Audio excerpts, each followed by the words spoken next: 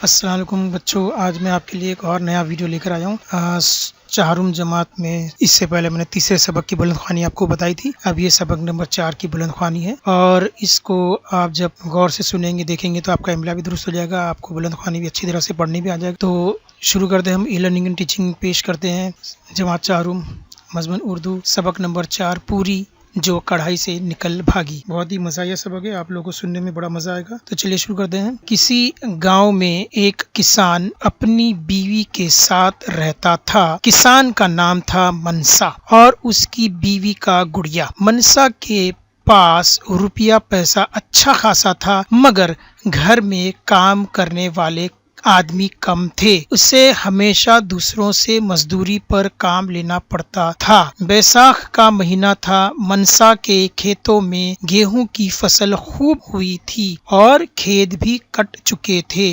अब बालियों से दाने निकालने बाकी थे। सब किसान अपने अपने काम में लगे थे। मनसा ने बहुतेरा चाहा कि कोई मजदूर मिले, मगर ना मिला। उधर आसमान पर 2-1 दिन से बादल आने लगे थे और डर था कि कहीं पानी पड़ गया तो सब दाने खराब हो जाएंगे। एक दिन मनसा मुश्किल से 5 आदमी को फुसला कर लाया। घर में आकर बीवी से कहा कि ये लोग आज काम को आए हैं, दोपहर को उन्हें पूरियां खिलाना। कोई 11 बजे बीवी ने चूल्हे पर कढ़ाई चढ़ाई, कढ़ाई में तेल डाला, बेलन से बेल बेल कर कढ़ाई में पूरियां डालनी शुरू की। कुछ पूरियां पक गईं तो बावर्ची खाने में किसान का बेटा बुद्धू जाने कहां से आ गया। नाक से बराबर सुड़ सुड़ सुड़ करता जाता था। माँ ने हाथ पकड़ कर खींचा और नाक पोंछी। कढ़ाई में जो पूरी पड़ी थी वो इतनी देर में जलने लगी। उसे बुरा लगा कि बुद्धू की माँ ने उसका जरा ख्याल न किया।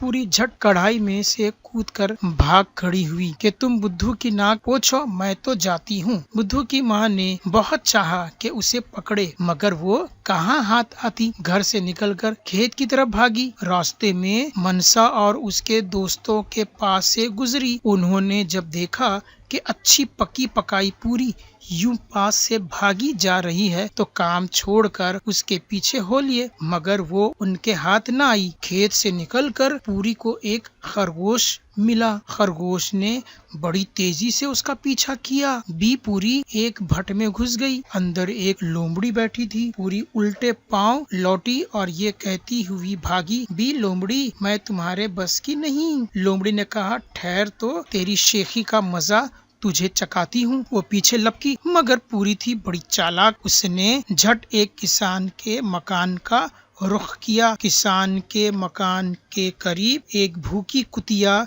और उसके 5 बच्चे इधर उधर फिर रहे थे। उन्होंने भी इरादा किया कि इस पूरी को चट कर लें। पूरी ने कहा, अजी बी लप लप, मैं तुम्हारे बस की भी नहीं। कुतिया बड़ी होशियार थी, आगे मुंह बढ़ाकर कहने लगी, बी पूरी क्या कहती हो, मैं जरा ऊंचा सुनती हूँ। पूरी करीब आई और कहने लगी, अजी बी लप लप। इतना ही कहने पाई थी कि कुतिया ने मुंह मारा और आधी पूरी उसके मुंह में आ गई। आधी पूरी जो बची थी वो तेजी से भागी और आगे जाकर ना मालूम किस तरफ जमीन के अंदर घुस गई। कुतिया और उसके बच्चों ने सारी उम्र उस आधी पूरी को ढूंढा, मगर वो ना मिली। अभी तक सारे कुत्ते इसी आधी पूरी की तलाश में हर वक्त जमीन सूंघते फिरते हैं कि कहीं से उसका पता चले तो निकालें। उसने हमारी दादी अम्मा को धोखा दिया था, मगर उस आधी पूरी का कहीं पता नहीं चलता।